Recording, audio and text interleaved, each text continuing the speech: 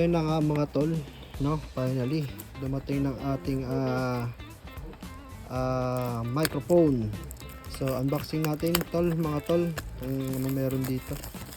Meron na yung noise reduction, wireless connectivity para sa ating mga iPhone. Tapos short video, ganyan-ganyan, etc. Sa kabilang side naman. Tapos may pangisahan, so ito lang yung nabili ko. Pangisahan lang, try lang natin. So, laman ng box, as usual, ang ating charger, no? Damn. Napaka premium ng quality, matte black.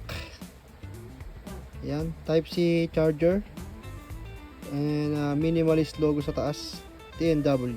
Yan, ito siya. Alright, kanyang mismong mic. Alright, pero itong noise reduction, by the way guys, so mamaya ito-try natin kung anong kung gano'n siya kaganda, no? So ito naman ang kanyang magnetic clip para kung sakali pwede nyo ikabit sa inyong mga damit. Malakas malakas guys, malakas.